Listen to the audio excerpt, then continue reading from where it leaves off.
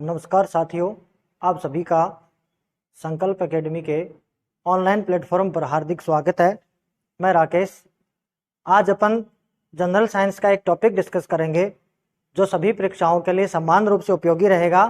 विशेषकर अगर देखें तो आने वाली जो दिल्ली पुलिस है और जहाँ कहीं भी जनरल साइंस की बात की जाती है वहाँ वो टॉपिक है वो वेरी इंपॉर्टेंट है। एक क्वेश्चन आपको देके जाएगा जहाँ जहाँ साइंस की बात की गई है, जैसे अपना जूनियर अकाउंटेंट का है इस प्रकार। तो देखिए दोस्तों, टॉपिक है छोटा सा है, ज़्यादा बड़ा टॉपिक नहीं है, इस पर अपन थोड़ा डिस्कस करेंगे।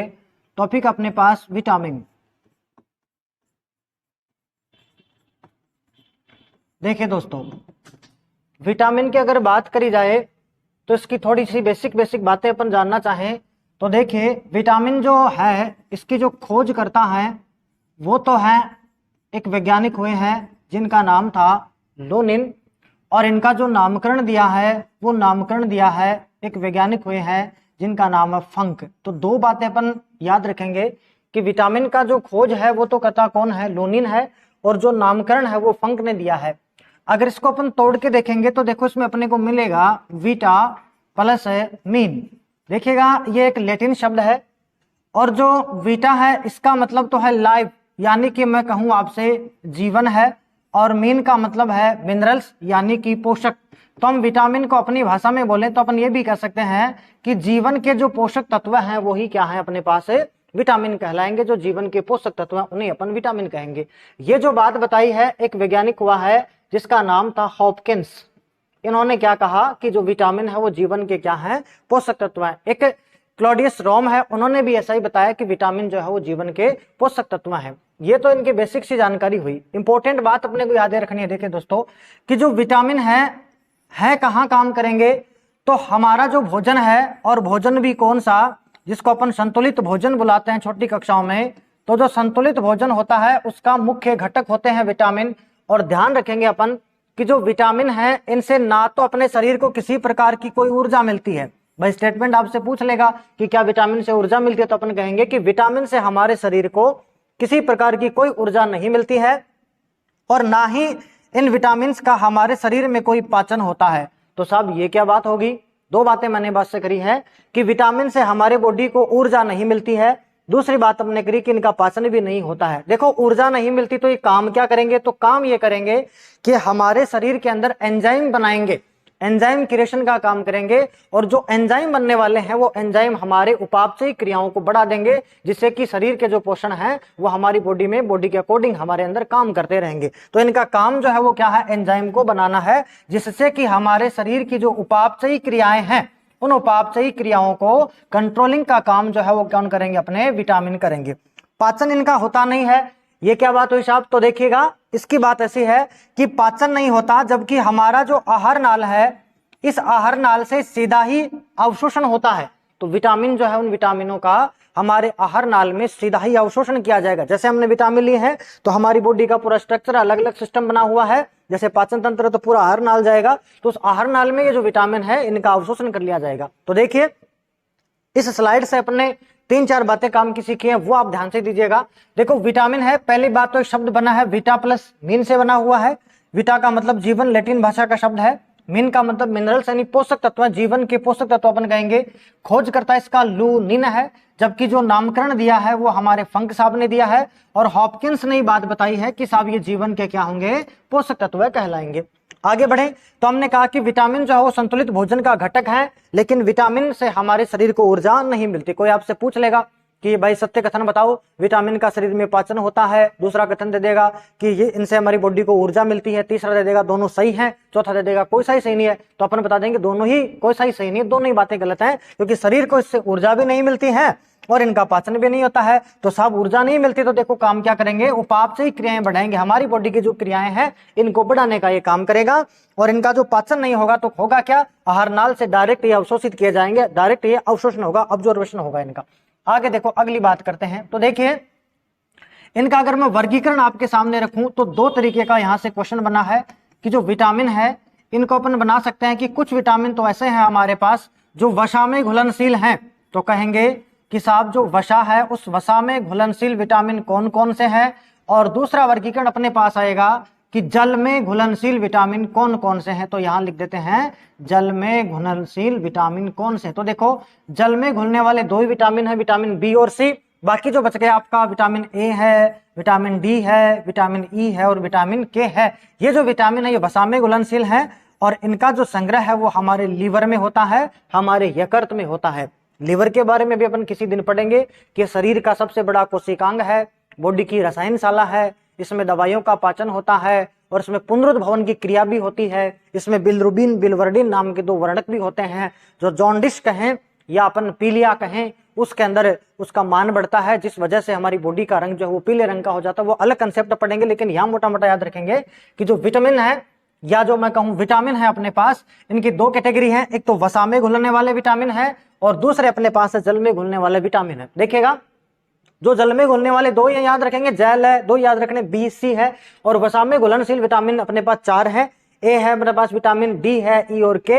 और जो वसा में घुलते हैं इनका संग्रह कहाँ होएगा, तो कहाँ बताएंगे अपन, यकृत में इनका साहब क्या हो जाएगा, संग्रह हो जाएगा। आगे बढ़ते हैं, देखिए अब एक एक विटामिन की लेकर के मोटी मोटी अपन बात कर लेते हैं। देखिए सबसे पहले हम विटामिन ले रहे हैं जिसका ए है, और ए को अपन बोलते हैं रेटिनोल।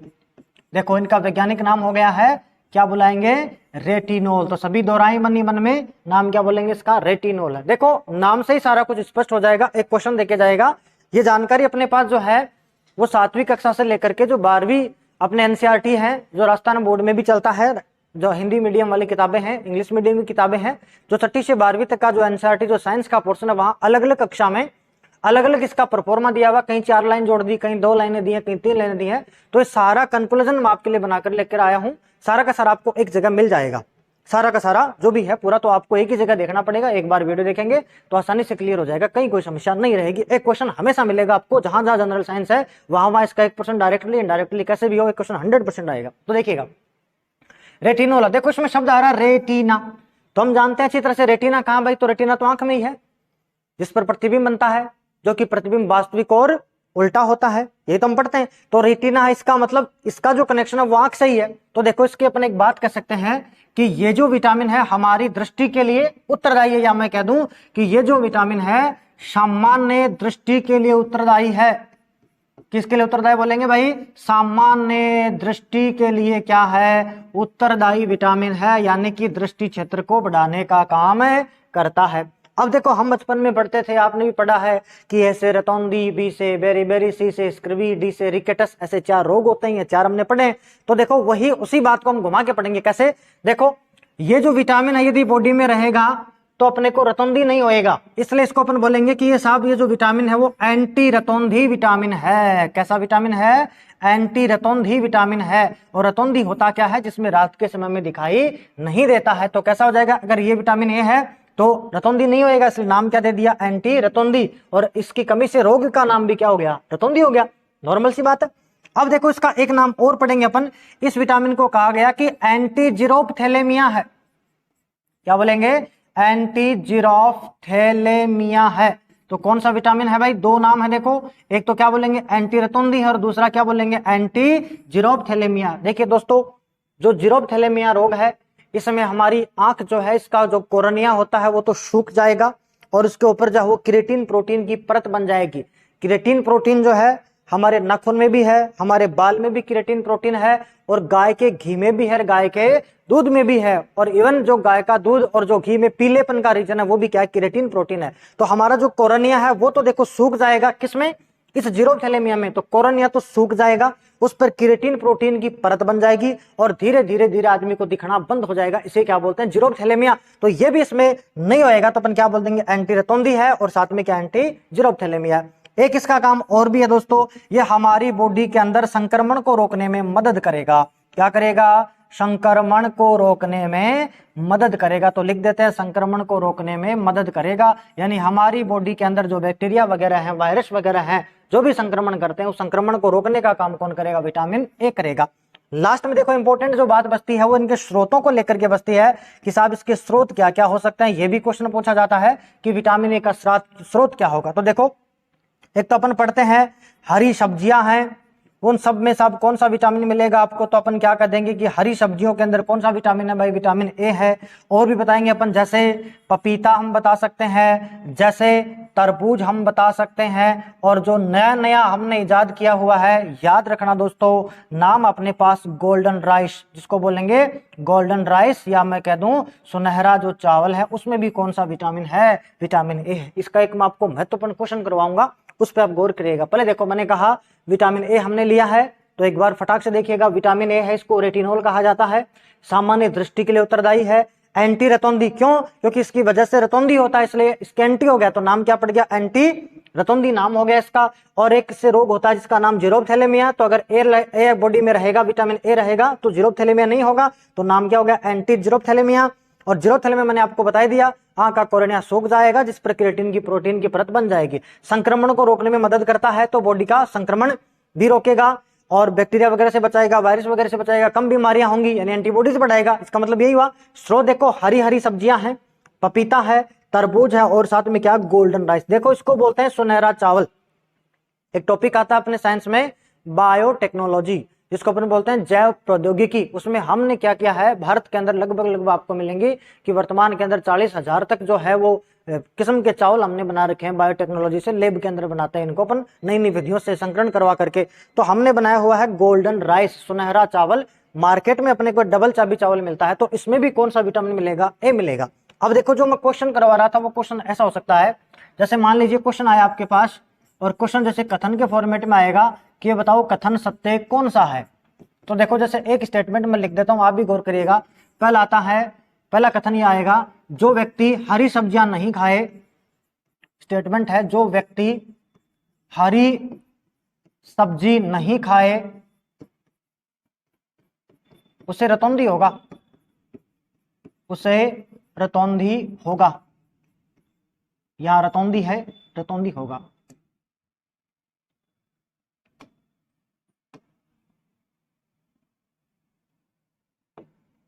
अच्छा, दूसरा स्टेटमेंट है, देखो अपने पास,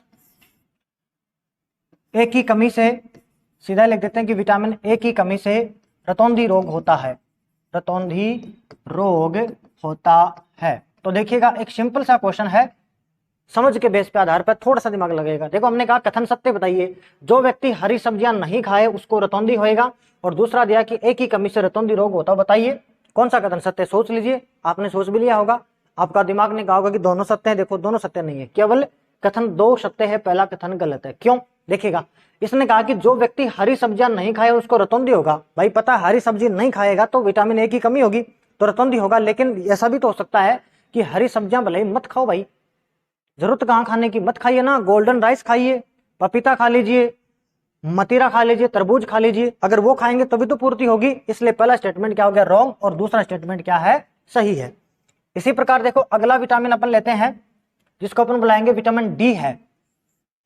देखो, डी को बोला जाता है कैल्सीफेरोल। क्या बुलाएंगे, कैल्सीफेरोल।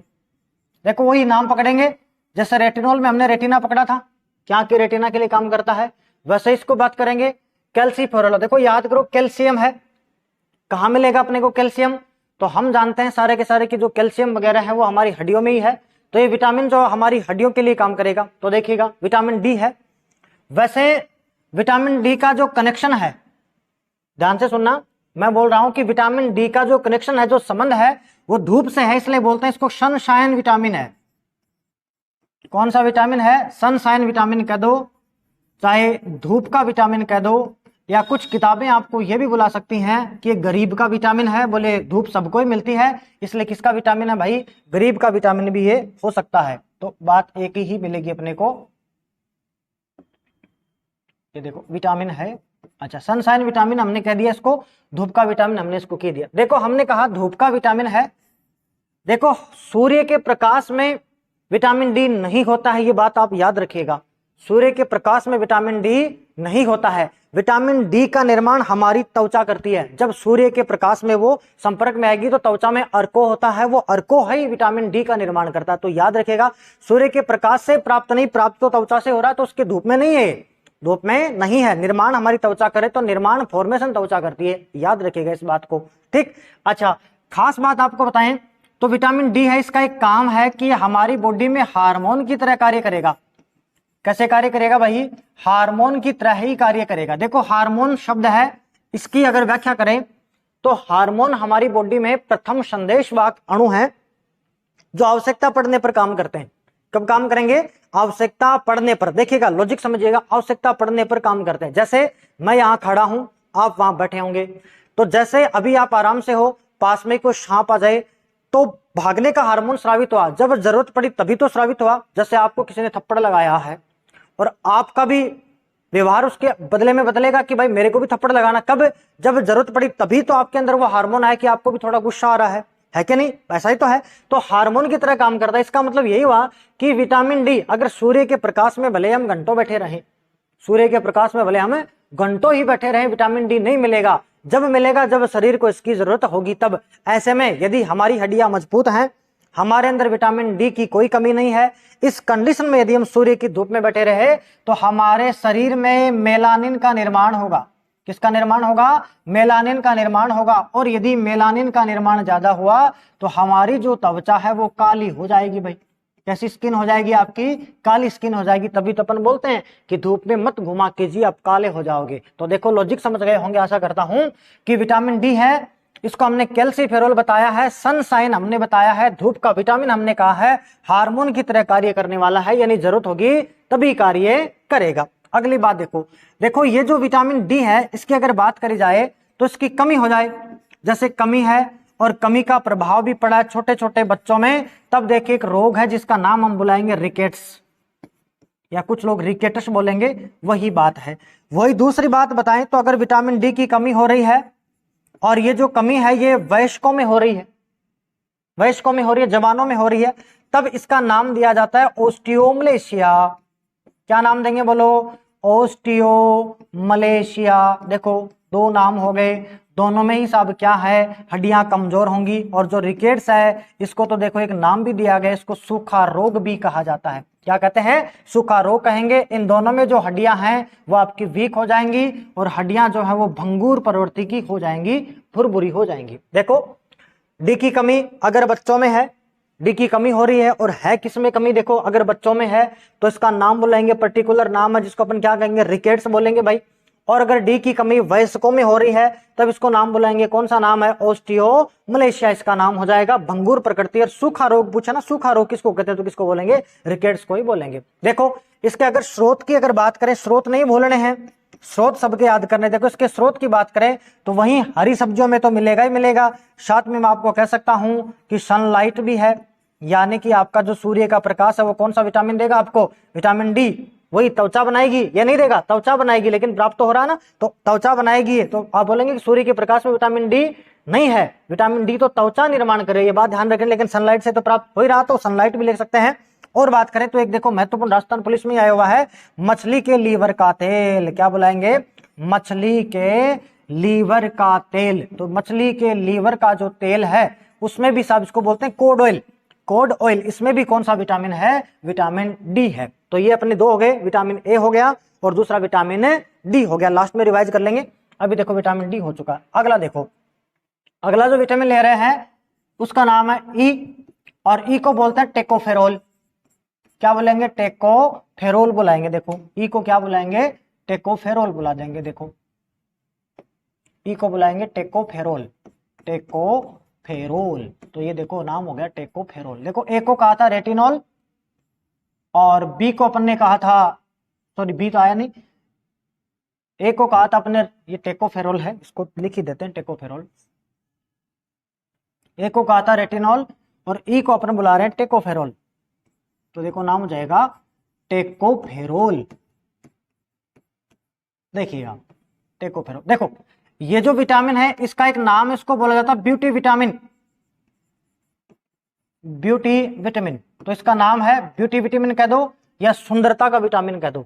अब सुंदरता का विटामिन है, इसका मतलब ये हुआ कि ये जो विटामिन है, एक तो हमारी जो त्वचा है वो, और दूसरे हमारे जो बाल हैं, या मैं लिख दो हमारे जो हेयर हैं, हमारे जो बाल हैं, इनके लिए काम करता है। यानी त्वचा के जो दाग धब्बे हैं उनको हटाने का काम करता है। दूसरा हमारे जो बाल हैं इनको मजबूत और घने बनाता। देखो जैसे कोई भी एग्जाम्पल आप लेवे तो ले सकते हैं, कोई भी सौंदर्य प्रसाधन की क्रीम है, चाहे वो फेयर एंड लवली हो या चाहे वो फेयर हैंडसम हो, उसमें आपको विटामिन ई लिखा हुआ मिलेगा। इवन आपने एक ऐड भी देखा होगा, बालों के लिए आलमंड ऑयल आता है, बजाज आलमंड ड्रॉप से बालों का कुछ कुछ करें। तो जैसे वो बोलता है तो कुछ एक बादाम से गिर रही है, ड्राई फ्रूट्स वगैरह गिर रहे हैं, तो वो ऑयल है। जैसे अंडा आपने देखा होगा, कुछ लोग हैं जिनके बालों की प्रॉब्लम, वो अंडा वगैरह लगाते हैं, तो उन सब में क्या विटामिन ई है। इसलिए मैंने क्या कहा, ब्यूटी विटामिन है, त्वचा और हमारे बाल मजबूत करता है। और भी बॉडी में इसका काम है। देखो पुरुष जो है उनमें शुक्राणु फॉर्मेशन को बढ़ाता है। क्या काम करेगा भाई, शुक्राणु निर्माण की प्रक्रिया को बढ़ाएगा। और जो महिलाएं होती हैं उनके अंदर जो अंडाणु निर्माण है इसको बढ़ाएगा। अगर इसकी कमी हो जाए तो महिलाएं बांझ हो सकती हैं भाई, और बांझ होने को बोला जाता है स्टेरिलिटी। क्या बुलाएंगे, स्टेरिलिटी। इसलिए इस विटामिन का एक नाम आता है कि इसको एंटी स्टेरिलिटी बोला जाता है। क्या बोलेंगे भाई, एंटी स्टेरिलिटी। तो देखो खूब सारी जानकारी होगी इसके बारे में। एक तो हमने कहा ब्यूटी विटामिन है, त्वचा के दाग धब्बे मिटा देता है, हमारे बाल मजबूत बनाता है, पुरुषों के अंदर शुक्राणु फॉर्मेशन को बढ़ाएगा, महिलाओं में अंडाणु फॉर्मेशन को बढ़ाएगा। कमी हुई तो महिलाएं बांझपन का शिकार हो जाएंगी, और इसको बोलते हैं स्टेरिलिटी। इसलिए इस विटामिन का नाम हमने दिया कि एंटी स्टेरिलिटी। और ये जो विटामिन है हमारे शरीर में एंटीऑक्सीडेंट के रूप में भी कार्य करता है। अगर मैं इसके स्रोत आपको बता दूं तो स्रोत वही हो जाएगा, देखो या तो अंडे हों, या मैं कह दूं ड्राई फ्रूट्स हैं, सूखे मेवे जो हैं उसको अपन बुला सकते हैं। जैसे बादाम है अपने पास, जैसे पिस्ता है, काजू वगैरह है, इन सब में आपका कौन सा विटामिन मिलेगा, विटामिन ई मिलेगा, जिसको हमने कहा ब्यूटी विटामिन, और जिसका वैज्ञानिक जो नाम है इसको अपन क्या बोलते हैं, टेकोफेरोल। इसी क्रम में देखो अगला विटामिन लेते हैं जिसका नाम अपन पढ़ेंगे। देखो विटामिन ए हो गया है, विटामिन डी हमने पढ़ लिया, विटामिन ई कर लिया। अब देखो जो वसा में घुलनशील था उसमें एक नाम था जिसका नाम था के, और के का देखो वैज्ञानिक नाम है नेफ्टोक्विनोन। क्या बुलाएंगे, नेफ्टोक्विनोन। ये सरल सा है, छोटा सा विटामिन है नेफ्टोक्विनोन। देखो इसका एक ही काम है कि रक्त का स्कंदन करने का काम करेगा। क्या काम करेगा, रक्त का स्कंदन करने का काम करेगा। जैसे लिख दें तो रक्त स्कंदित करता है या रक्त स्कंदन का काम करता है। स्कंदन का मतलब है रक्त का थक्का बनाने का काम करता है। ये जब चोट लगती है तो जब खून बहता है तो प्रोथ्रोम्बिन प्रोटीन के कारण जो थक्का बना है, वो थक्का बनाने के लिए जिम्मेदार कौन है, अपने पास नेफ्टोक्विनोन है। देखो दोस्तों जो थक्का बनता है वो आयरन की वजह से है, क्योंकि हमारे ब्लड में हीमोग्लोबिन है, और हीमोग्लोबिन में अपने को हिम वर्णक मिलेगा और साथ में आयरन भी मिल रहा है। तो आयरन की वजह से ही तो हीमोग्लोबिन रेड हुआ है, उसी वजह से आरबीसी का कलर भी हमने रेड बताया हुआ है। आपने थोड़ा थोड़ा कहीं पढ़ा होगा, बाकी हम और डिस्कस करेंगे इसमें।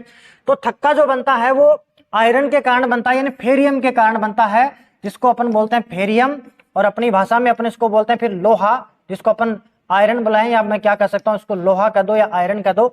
तो जिन जिन खाद्य सामग्री में लोहा होगा उन सब में विटामिन क्या मिलेगा, आपको क्या मिलेगा। जैसे पालक है, जैसे बाजरा है, जैसे सेब है, और सेब का तो बहुत बार एग्जाम्पल भी आया है कि जैसे सेब को काट के रख देवें तो वो लाल भूरे रंग का हो जाता है। वो क्यों हुआ, क्योंकि जैसे ही उसमें ऑक्सीजन है, आयरन है, तो आयरन ऑक्साइड बनाएगा, तो आयरन ऑक्साइड जो है वो रेड तप्त हो जाएगा, लाल सा हो जाएगा। इसलिए जैसे पालक को काट के रखो रेड है, बाजरे की हम रोटी बना रहे हैं तो पहले तो आपको व्हाइट दिखेगी, लेकिन थोड़े समय बाद में वो थोड़ी थोड़ी रेड कलर की हो जाएगी, लोहे जैसी हो जाएगी। इन सब में आपको क्या मिलेगा, विटामिन के मिलेगा, जो किसका स्रोत है, नेफ्टोक्विनोन। एक बात और बता दो इंपॉर्टेंट, ये जो विटामिन के है इसकी वजह से हेमरेज होता है। आजकल सुनते हैं ना कि दिमाग की नस फट गई है, ब्रेन हेमरेज हो गया है, या कहीं और नस फट गई है, तो वो हेमरेज जो होना है वो भी किसकी वजह से हो रहा है, विटामिन के की वजह से है।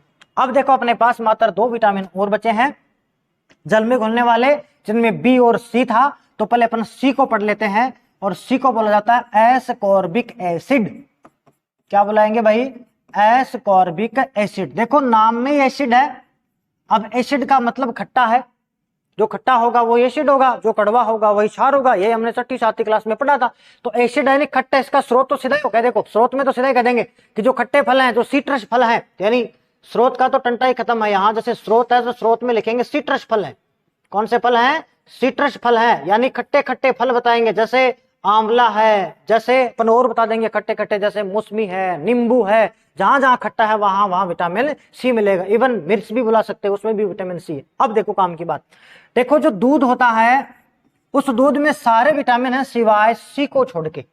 दूध है, दूध में सारे विटामिन है सिवाय सी को छोड़ के, सी नहीं है। और भी मजेदार बात, अगर इन विटामिनों को हम गर्म करेंगे तो गर्म करने पर ये नष्ट हो जाएंगे, और नष्ट होने के क्रम में पहला नंबर सी का ही है। यानी मैं आपसे कहूं यदि इनको गर्म किया जाए जैसे मैं कह दूं विटामिन सी है और यदि विज्ञान की परिभाषा में इसको गर्म करते हैं, तो जैसे विटामिन सी को गर्म किया गया है तो अतिशीघ्र नष्ट होने वाला विटामिन है।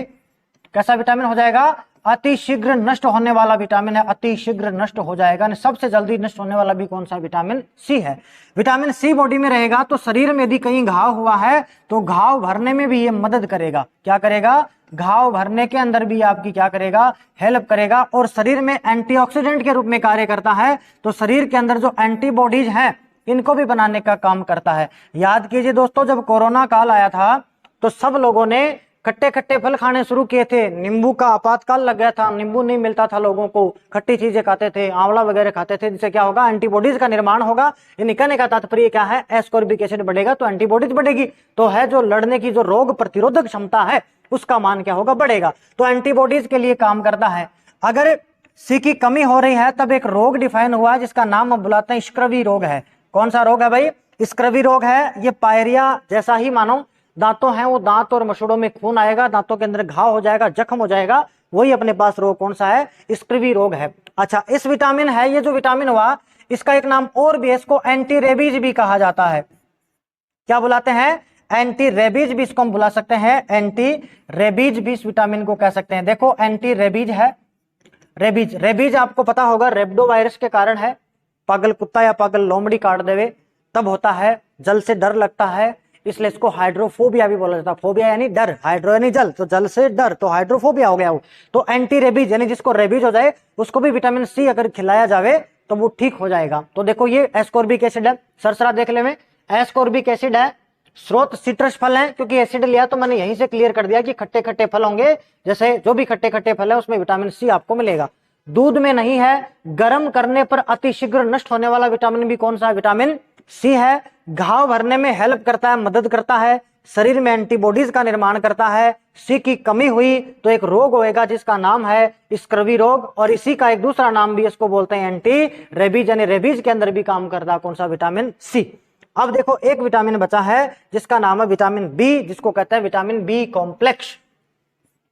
क्या बुलाएंगे? विटामिन बी है, और बी अकेला नहीं है, विटामिन बी जो है वो कॉम्प्लेक्स फॉर्मेशन में है, यानी इसमें खूब सारे बी हैं, जिसमें आपको मिलेगा B1 होता है एक विटामिन इसमें, एक विटामिन इसमें B2 है, एक आपको B3 मिलेगा, B4 डिफाइन नहीं हो रखा, B5 विटामिन मिलेगा, B6 मिल जाएगा, B7 मिल जाएगा, B9 मिल जाएगा, और लास्ट में आपको B12 मिल जाएगा। इस प्रकार के जो विटामिन है वो बी कॉम्प्लेक्स है, उस बी में खूब सारे हैं। देखो इसको नाम याद करने के लिए एक छोटी सी ट्रिक का अपन इस्तेमाल करेंगे, उससे सारे विटामिन ये जो क्लियर हो जाएंगे। देखो एक विदेशी महिला है जिसका नाम है थीरी, और वो यहाँ अपने घूमने आई है, उसको प्यास लगी है, उसको पानी पीना है, तो पानी पिलाने के लिए वो अपने वाले बर्तन जानती नहीं, उसके पास बोतल ही है। तो हमने कहा कि थीरी तू बोतल से ही पानी पी, तो ही सही। तो हमने कहा थीरी पानी पी बोतल से, पानी पी बोतल से। कुछ नहीं है, एक छोटी सी ट्रिक याद रखनी है ताकि ये सारे बी वाला कॉम्प्लेक्स क्लियर हो जाए। देखो ये थ है, इसको नाम है थायमीन। क्या बुलाएंगे इसको? थायमीन बुलाएंगे। देखो र है, इस र को बोलेंगे राइबोफ्लेविन, तो क्या नाम हो जाएगा भाई? राइबोफ्लेविन। तो इसका नाम पड़ गया है राइबोफ्लेविन। इसी प्रकार ये जो प है इसका लेंगे पेंटाथिनिक अम्ल। क्या बोलेंगे? पेंटाथिनिक अम्ल है, ये अम्ल है, कौन सा अम्ल है? पेंटाथिनिक अम्ल है, तो पेंटाथिनिक अम्ल हो जाएगा। फिर देखो इस नए का नाम करेंगे नियासिन। क्या नाम कर देंगे भाई? नियासिन या नियासिन कर दो। इस पै को बुलाएंगे पायरोडोक्सिन, तो क्या बोलेंगे? पायरोडोक्सिन। तो इसका नाम पड़ गया है पायरोडोक्सिन है। इसी प्रकार इस बै को बोलेंगे बायोटीन। क्या बुला देंगे? बायोटीन बुला देंगे। और स को बोल देंगे साइनोकोबालमिन्स या साइनोकोबालेमिन्स, तो इसका नाम है साइनोकोबालमिन, तो नाम पड़ गया साइनोकोबालमिन्स, तो नाम हो गया साइनोकोबालमिन्स। देखिएगा इसका नामकरण, इसका सीरीज का नामकरण और कर देंगे, फिर इसको दोबारा देखेंगे। देखो ये B1 से शुरू करेंगे, ये B2 है, ये B3 है, 4 इसमें है ही नहीं, तो B5 है, ये B6 है, ये B7 है, और ये B12 है। B9 नहीं हुआ तो B9 को अलग से लेंगे, इसको बोला जाता है फोलिक एसिड। क्या बोलेंगे, फॉलिक एसिड। और फॉलिक एसिड जो है इसकी गोलियां आती हैं, ये लेबर पेन को कम करती हैं। जब प्रसव पीड़ा होती है, बच्चा जन्म लेता है, तो प्रसव के समय उस प्रसव पीड़ा को कम करने के लिए महिला को 7वें महीने से 8वें महीने से ही महीने भर के लिए फॉलिक एसिड की गोलियां देते हैं, ताकि लेबर पेन जो वो कम हो। अब देखो हम करें विटामिन बी कॉम्प्लेक्स, इसमें कुछ 6-7 प्रकार के विटामिन है।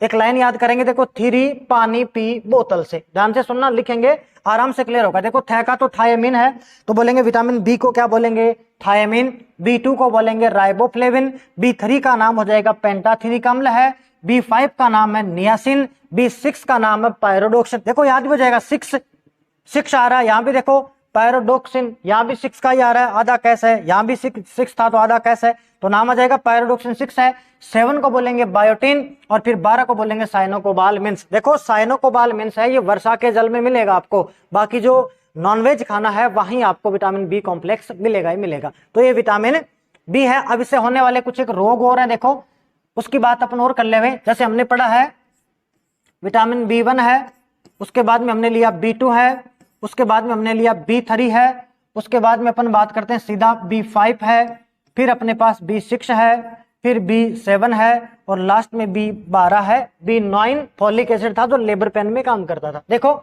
हमने सबने बचपन से ही पढ़ा है, ए से रतौंधी, बी से बेरी बेरी, तो बेरी बेरी का तो अपने को पता ही है, तो यहाँ बी से रखेंगे, नाम आएगा बेरी बेरी। फिर देखो 2 के लिए है किलोसिन, या नाम देंगे किलोसिस, तो नाम क्या हो जाएगा भाई, किलोसिस। याद करेंगे भाई B2 को जो है, B2 को है वो केले पसंद है, तो याद कर लेंगे B2 है, उसको क्या पसंद था, केले, तो किलो हो जाएगा, तो किलोसिस है। B3 इसके लिए देखो एक नाम काम में आया है, इसकी वजह से एक रोग होता है जिसका नाम है प्लेग्रा। क्या नाम है, प्लेग्रा। और इस B3 को और थोड़ी जानकारी बढ़ा दूं मैं आपको, 12th को भी लेवल को क्रॉस करूं, तो इसको बोलते हैं 4D विटामिन। क्या बुलाएंगे, 4D विटामिन, क्योंकि इसमें 4D है। एक तो नाम आएगा डोमेंसिया, मानसिक बीमारी है जिसका नाम है डोमेंसिया। एक डी का नाम लेंगे अपन डायरिया। क्या नाम लेंगे भाई, डायरिया है। एक नाम लेंगे अपन जिसका नाम है डर्मेटाइटिस। क्या बोलेंगे, डर्मेटाइटिस है, डर्मेटाइटिस नाम हो जाएगा, डर्मेटाइटिस। और इतने सारे डी लगे हुए हैं, तो लास्ट में एक शब्द काम में आएगा जिसको बोलेंगे डेथ, यानी कि मृत्यु। तो 4D विटामिन इसको बुलाया गया। देखो एक तो बोलेंगे डेमेंसिया या डोमेंसिया, मानसिक व्याधि, दूसरा डायरिया है, तीसरा डर्मेटाइटिस है, और चौथा डेथ है। तो 4D विटामिन किसको कहते हैं, 3 को, 3 में एक ऐड करेंगे 4 हो जाएगा। और 4D सबको पता है, अगर डेथ हो जाए तो 4 जने तो काम आते हैं, तो इसको 4D बुलाएंगे, डेमेंसिया, डायरिया, डर्मेटाइटिस और डेथ है। फिफ्थ इसके लिए एक रोग है, देखो जिसका नाम है बर्निंग फिट सिंड्रोम। क्या नाम है, बर्निंग फिट सिंड्रोम नाम है। ये थोड़े थोड़े बस नाम याद रखने हैं आपको, है त्वचा संबंधी, हेयर संबंधी रोग हैं सारे के सारे। B6 है, इससे भी देखो एक रोग है जिसको अपन एनीमिया बुलाते हैं, खून की कमी है। इसी प्रकार B7 से भी यही सेम है, एनीमिया। और B12 से एनीमिया थोड़ा घातक हुआ है, इसलिए उसको बोला जाता है परनियस एनीमिया। क्या बोलेंगे, परनियस एनीमिया। यही आपका कौन सा विटामिन हुआ, B12, और यही आपका विटामिन जो है वो कंप्लीट हुआ। तो देखिए दोस्तों, ये आज तो छोटा सा टॉपिक था विटामिन का, फटाफट से एक बार पढ़ लीजिएगा, रिवीजन कर लीजिएगा, दोबारा पढ़ लीजिएगा। एक क्वेश्चन आपको हर कक्षा में, हर परीक्षा में मिलेगा ही मिलेगा। ऐसे ही मोर इन्फॉर्मेटिव वीडियो देखने के लिए आप हमारे चैनल को सब्सक्राइब और शेयर कीजिए। इसी प्रकार पढ़ते रहिए। धन्यवाद आपका।